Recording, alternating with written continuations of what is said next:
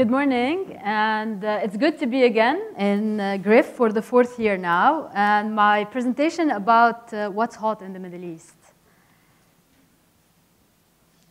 So who are we? We are a consultancy company and Lebanese-based with our head office in Beirut, and we've got another office in Saudi. We are specialized in hospitality, retail, and real estate development. We have been in the market for 13 years now, and our services ranges from providing turnkey solutions, creating concepts, market studies, financial feasibility studies, in addition to being franchise experts. So we help brands existing to expand outside of their home countries. Some of our clients are, you can notice here some names that are familiar to you. Majid al-Futtaim, Lugma, it's a concept which is Emirati, homegrown in UAE. Yamanotti, it's a Japanese eatery, as well present in UAE. And Sharif, it's a Lebanese high-end restaurant, which started in Lebanon, and it's right now franchisable, and it is present in UAE, Kuwait, and in other countries. The Middle East. It's a big region, 15 countries, 400 million inhabitants, so almost the same size of the US. Various influences throughout the history, contrasted GDP. So it is a region worth talking about, especially about trends and what's hot in there. So what is the Middle East really in terms of food and beverage? The Middle East has been for years, and it is still, major importer for brands, specifically from the West, and even if it is from Asia, it is through the West. But lately, we have been witnessing a lot of homegrown concepts which have been created in each of the countries, coming more and more in this region. The ratio is still unbalanced. We can see that the imported is really still way higher than the homegrown concepts. We can have some examples. On top, McDonald's is still having is the leader with more than 900 outlets from the imported brands versus Mado, which is the Turkish brand with 250. Yesterday, we had the chance, for those who have been in the local treasure tour, to go and visit 2 of the brands. We had seen Babaji and we've seen the Ru'ya, which are both Turkish. Here we took some samples and we look at their growth, and we can see very clearly that the growth of imported brands have been lower than the ones in homegrown. So if we take the example of Mado, Mado has increased 25% from 2015 until now, versus McDonald's, which has an increase of only 3%. So what are the top trends in the F&B in the Middle East? You are having here on this slide the emerging trends and the top trends. We can see that in the emerging trends, we have a lot of similar trends with Simon in his presentation before.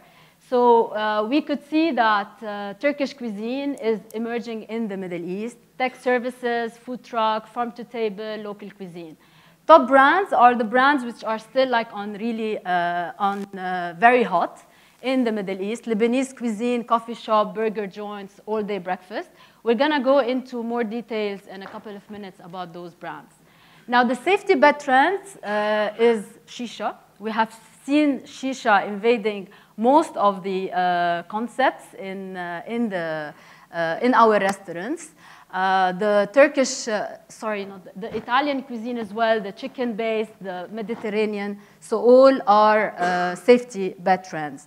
The avant-garde, which are starting to show up, are the bars within the bars and food on the go.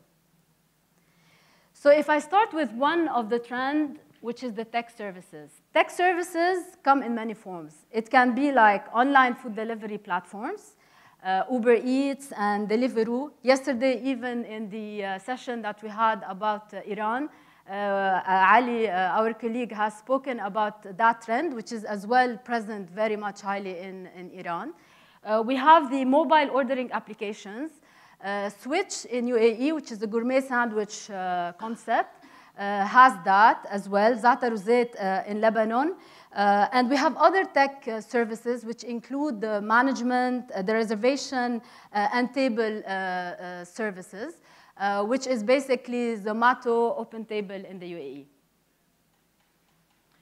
Food truck is basically a trend as well that is coming a lot to this part of the world. UAE has been the first to witness this. We have many brands of food trucks like Moti Roti in UAE. We have Salt as well. Another concept that is in Lebanon, which is Classic Burger Joint, has created as well a food truck. Saudi is starting to be as well having a lot of interest in food trucks, and they are working around the legislation to have food trucks as well introduced in their country, as well as Kuwait. Farm to table, we are all now very health conscious, and it is like really very important for us to be knowing that we are eating fresh and healthy food items. So we are having as well some examples to tackle here. We have Tawle in Lebanon, we have Chef's Garden and Baladna in Qatar. Local cuisine, which is a trend that is playing on the pride of every single culture we have. We're talking later about Lebanese cuisine, which is among the hot trend, but local cuisine is basically starting to be more and more important in every country. So we are having many examples in the region. Zuba, which is an Egyptian food in Egypt, Khanin, Kuwaiti cuisine in Kuwait, and Lugma as well in UAE. And in Saudi, they have already started that a couple of years ago. We have Asil, among others. Organic, vegan, and gluten-free. Those are items that are being so much integrated in the menus. And we have in UAE, Comptoir 102, which is a real example about that trend. Upgraded street food. This is a global trend, and our region is no exception for that. So we are having like street food using higher quality of ingredients. And we are witnessing that by many of the ingredients that are being integrated in those. So we have like concepts like Sandwich Factory, which is born in Qatar, Tacado Mexican Kitchen, and again, Switch and Zaroub, which are born here in UAE. Hybrid eats are basically combined ingredients from different culinary traditions in one plate.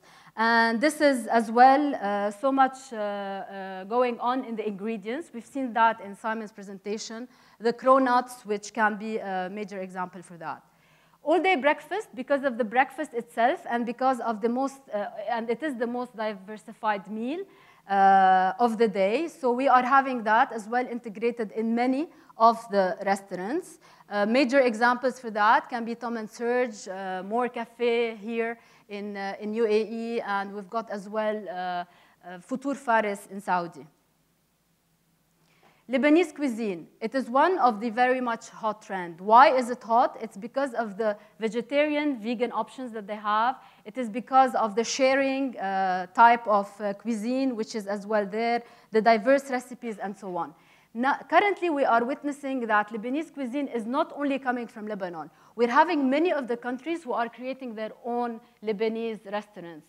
For instance, in Saudi, there is a concept called Shababik, and it has been created in Saudi, in Jeddah. Here, we've got a Safadi, which is born as well in UAE. And Arz, Lebanon, which is born as well in UAE. Coffee shop, it is the top trend, be it American, European, Oriental. This is like one of the very, very hot trend. The Starbucks, the Tim Horton are still on top, but we are as well now witnessing more homegrown coffee shops. We're having one which is going to be upcoming in UAE. It's called Kava and Chai. And we have as well a lot of specialty coffees, which is being introduced. In UAE, we have seen that there is the Japanese brand, 100% Arabica, that has outlets over here, which is about specialty coffee, and it is already open in Kuwait. Burger joint, it is one of the most powerful trends in the restaurant industry. So, but what is happening right now is we are getting into the better burger concept. Better burger concept, we are having the Shake Shack, the Five Guys, the Burger Co. in Lebanon, and a Slider Station in Kuwait. So these were like a summary of some of the latest trend, and food is still and will continue to be one of the very important things and the major entertainment thing in the Middle East. Thank you.